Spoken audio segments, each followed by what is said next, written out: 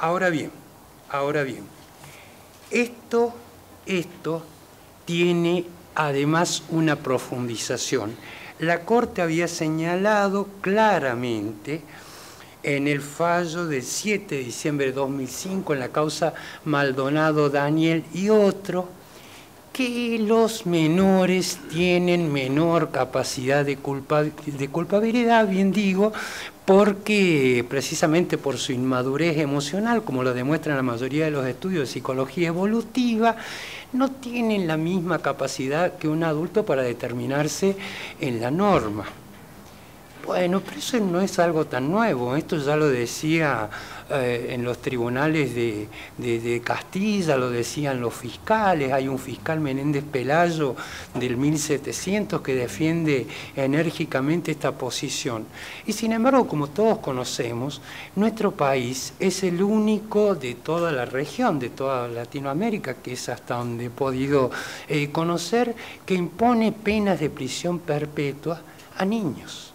Nuestro país, de hecho, está demandado, es decir, primero reclamado ante la Comisión Interamericana de Derechos Humanos y actualmente demandado ante la Corte Interamericana de Derechos Humanos en la causa Mendoza y otros, en que se cuestiona, se pone en tela de juicio si es compatible con el sistema de garantías, con los límites al poder punitivo, el imponer penas de prisión perpetua a infractores a la ley penal que eran niños al momento de cometer la infracción. De manera tal que aquellos límites al poder punitivo que veníamos reseñando, vemos que encuentran una respuesta en lo que es el derecho vigente. Argentina, desde mi punto de vista, para estar a tono con la aprobación ya lejana de la Convención sobre los Derechos del Niño, con la posterior jerarquización a nivel constitucional de la cual convención, y finalmente con la ley de protección de los niños, niñas y adolescentes, tendría que haberse preocupado por arribar rápidamente a una solución amistosa, tendría que haberse preocupado por seguir el dictum de la Corte Suprema en la causa García Méndez y otra, y establecer un régimen penal de la minoridad que reconozca la diferencia ontológica que hay con el régimen penal para adultos. Entonces, ya vemos que los buenos propósitos encuentran una especie de réplica en lo que es el derecho vigente, el derecho de todos los días. Por eso le pedí a Diego que hable de la experiencia que uno tiene como juez todos los días.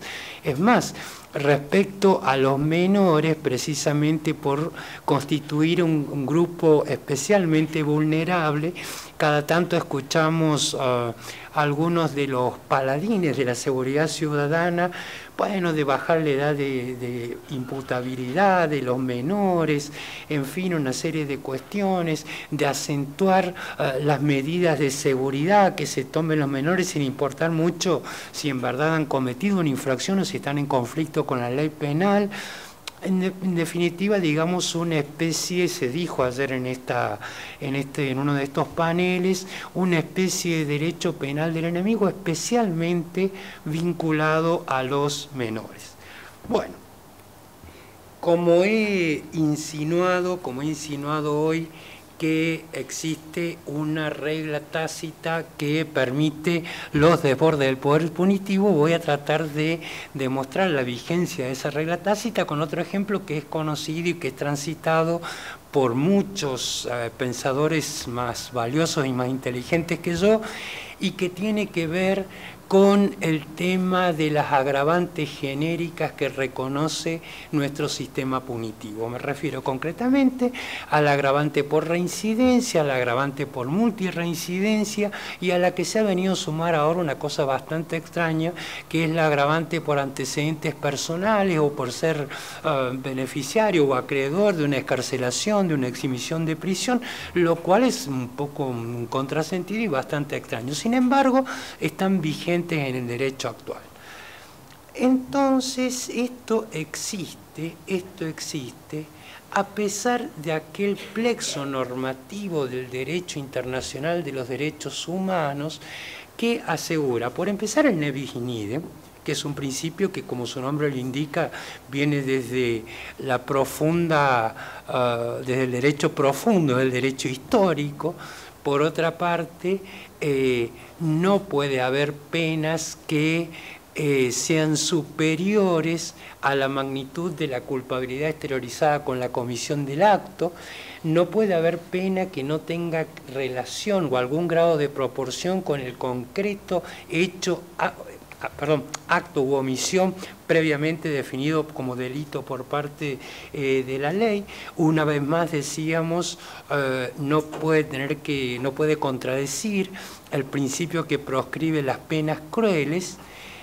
Y sin embargo nos encontramos con estas agravantes que, por otra parte, no tienen que ver con algo que la persona haya hecho o tenga la opción de hacer o dejar de hacer. Se es reincidente o se es multireincidente o se tienen antecedentes personales con total prescindencia de la voluntad de la persona. Entonces es un elemento constitutivo de la persona que no puede dirigirse en un fundamento para agravar la penalidad. Y acá nos encontramos otra vez con alguna dificultad interpretativa por parte de la jurisprudencia de nuestro más alto tribunal, sobre cuyos valores no voy a insistir. La Corte, en un fallo que Mario Juliano ha considerado luminoso y con toda la razón, y ha hecho una glosa interesantísima, que es el fallo Gramajo, la Corte se ha pronunciado contra la inconstitucionalidad de la agravante genérica, una vez más, en este caso por la multirreincidencia. Esto es, la medida que frente a ciertos supuestos de reiteración delictiva autorizaba lo que hasta ese momento se denominaba una medida de seguridad. La Corte ha quitado el velo terminológico de medida de seguridad y ha dicho, no, en realidad es una pena. Se parece a una pena, se cumple como pena en los mismos establecimientos y funciona como pena. La particularidad es que es una pena notablemente desproporcionada respecto a la magnitud del injusto y al grado de culpabilidad. Y entonces uno podría sentirse bastante reconfortado respecto a esta posibilidad, porque por dos cuestiones. Primero, por la técnica que utiliza la Corte para derrotar lo que era la jurisprudencia vigente hasta ese momento, que era la de la Corte precedente, que era el precedente Sosa. Dije dos veces precedente, ¿no? Bueno, la Corte anterior había dicho en el precedente Sosa que en definitiva era una medida que, bueno, trataba de, digamos, sosegar un poco a los delincuentes que habían demostrado cierto grado de peligrosidad. La Corte actual, en el precedente Gramajo, dice no. No es ninguna medida, ni está autorizada, ni está legítimamente, no es legítimamente compatible con el sistema garantista, y entonces ha declarado inconstitucional la cual medida de seguridad.